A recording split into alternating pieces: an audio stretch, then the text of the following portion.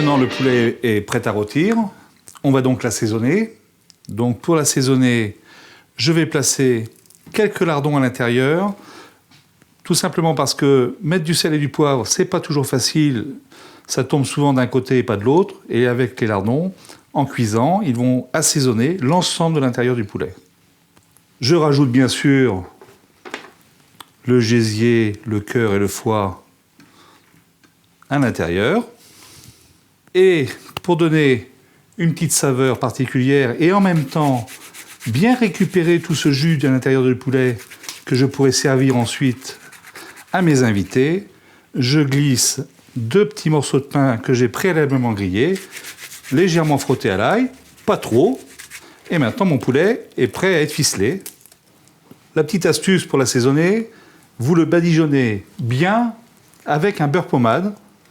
Vous voyez, le beurre pommade reste bien collé sur le poulet.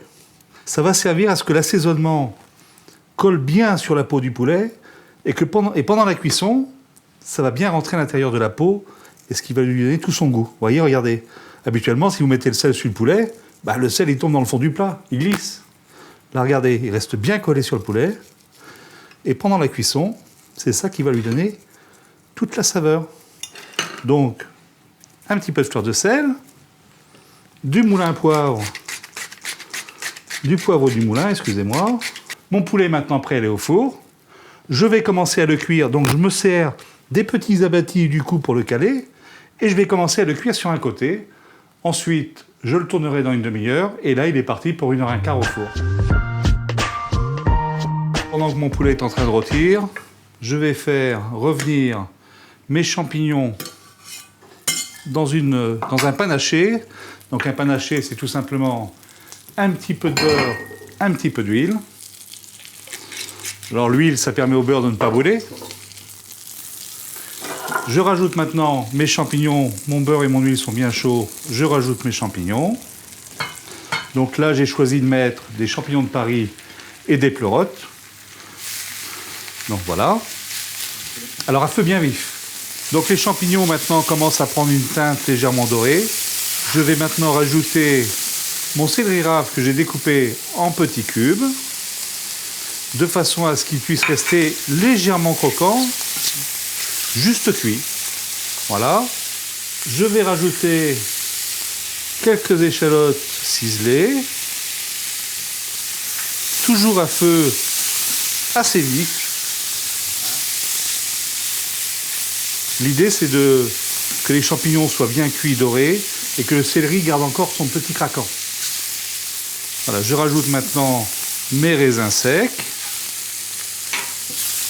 Donc les raisins qui vont venir en même temps prendre le jus des champignons et du céleri. Voilà. Et je vais maintenant rajouter mes châtaignes que j'avais pris soin auparavant de faire cuire à l'eau et bien pelées, tout en prenant soin de les garder toujours avec une texture assez ferme. Parce qu'autrement, si la texture était trop cuite, les châtaignes partiraient en purée. L'objectif, c'est bien de retrouver le craquant de la châtaigne, le craquant du céleri et le fondant des champignons rissolés. Il ne restera plus maintenant qu'à mélanger tout ça avec le jus du poulet rôti. Notre poulet est maintenant rôti. Je vais maintenant le retourner, les filets vers le bas, dans un autre plat, de façon à ce que le jus des cuisses vienne bien nourrir les filets pendant les 10 minutes de repos. Ça permettra comme ça aux filets d'être plus moelleux, plus tendres. Donc mon plat est bien chaud. Je vais jeter le vin blanc sec dans mon jus, de façon à bien dissoudre les sucres de mon poulet, et ce qui va donner toute la saveur, toute la puissance de mon jus. Je verse l'ensemble de mon jus dans ma garniture de châtaignes et de champignons. Je mélange bien ma garniture avec le jus du poulet et il ne reste plus qu'à le dresser sur assiette et à le déguster. Et rendez-vous en cuisine la semaine prochaine.